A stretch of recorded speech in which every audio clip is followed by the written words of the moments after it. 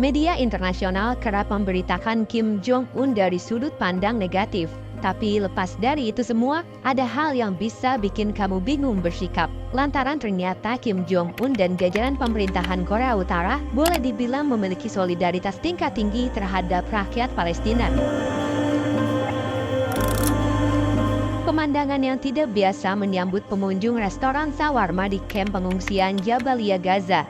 Sebuah poster yang terpampang menunjukkan pemimpin Korea Utara Kim Jong-un. Di bagian atas poster tersebut terdapat juga bendera Korea Utara dan bendera Palestina saling bersanding. Poster tersebut berisi informasi penawaran khusus yaitu diskon 80% untuk pelanggan dari Korea Utara. Namun, berdasarkan catatan Kementerian Dalam Negeri setempat, saat ini tidak ada warga Korut di jalur Gaza dan tidak ada penduduk Palestina yang memegang kewarganegaraan Korut. Jadi untuk siapakah penawaran diskon tersebut? Ternyata, diskon itu dimaksudkan sebagai rasa terima kasih kepada Korea Utara karena mengutuk keputusan Presiden Donald Trump yang mengakui Yerusalem sebagai ibu kota Israel. Diketahui Korut memang secara rutin melontarkan ketidaksetujuannya atas apa yang terjadi di Palestina.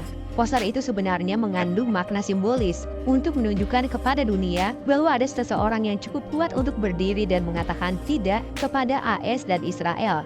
Bahkan, juru bicara Kementerian Luar Negeri Korut mengatakan bahwa tindakan AS yang mengakui Yerusalem sebagai ibu kota Israel itu sangat sembrono dan jahat. Korea Utara akhirnya mengeluarkan kata dotard untuk kedua kalinya.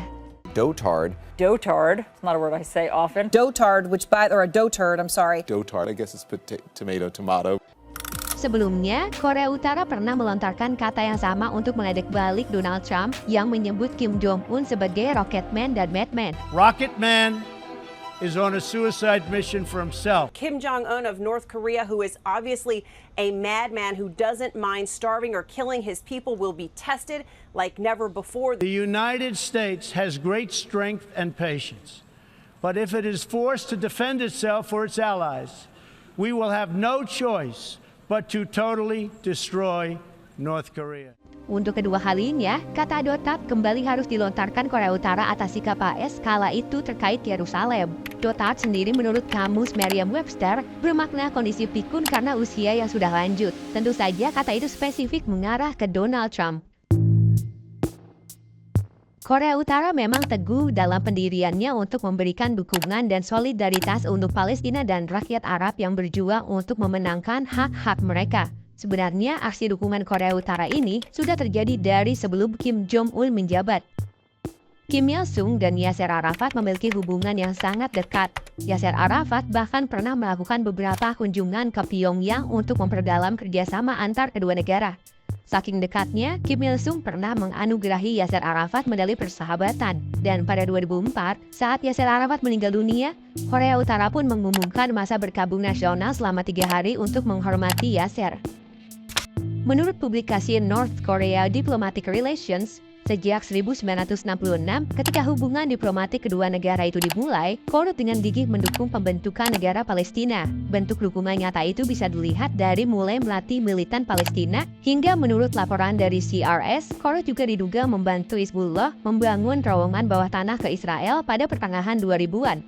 Terowongan ini dapat berfungsi sebagai tempat penyimpanan senjata strategis selama perang dengan Israel. Meskipun tidak ada bukti bahwa Korea Utara memang membantu secara langsung dalam membangun terowongan, tapi menurut Haaretz, terowongan itu mirip dengan terowongan kecil yang digali dari Korea Utara ke Korea Selatan di bawah zona demilitarisasi pada tahun 1950-an.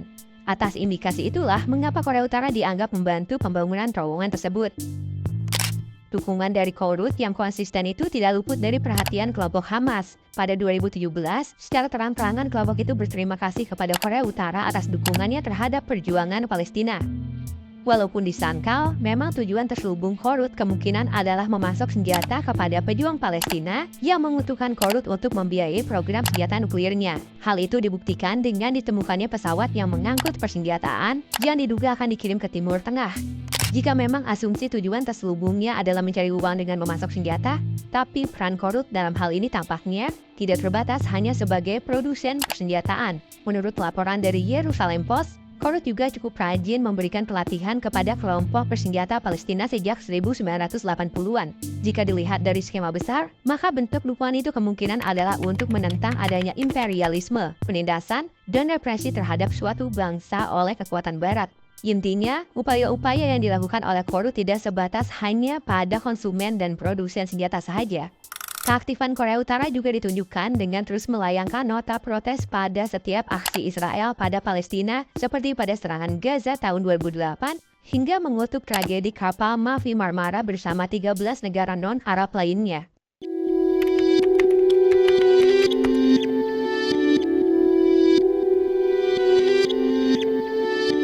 Korea Utara menyebut Israel sebagai negara yang rajin melakukan kejahatan kemanusiaan kepada rakyat Palestina. Dengan mendukung gerakan pembebasan Palestina, Korut memperoleh status diplomatik dan pengakuan dari negara-negara Arab. Ini adalah hubungan diplomatik yang berharga bagi rezim Kim yang semakin terisolasi. Pada dasarnya, memang hubungan kedua negara itu menguntungkan satu sama lain.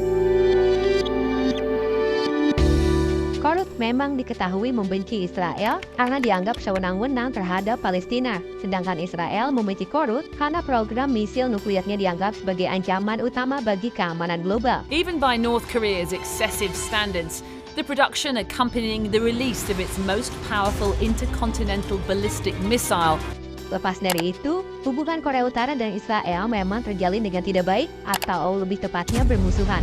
Saking tidak sukanya Korut terhadap Israel, mereka selalu mensupport negara-negara yang mempunyai konflik dengan Israel. Contohnya pada pertempuran Yom Kippur 1973, Korut mengirim 20 pilot dan 19 personel non-tempur ke Mesir. Selama pertempuran Yom Kippur, Angkatan Udara Israel atau IAF menghadapi koalisi Angkatan Udara Arab yang terdiri tidak hanya dari Mesir dan Suriah, tetapi juga unit-unit dari Aljazair, Irak, Libya, dan tidak ketinggalan Korea Utara.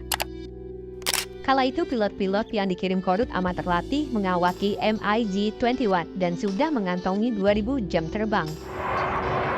The answer lay in the stunning Israeli victory of 1967.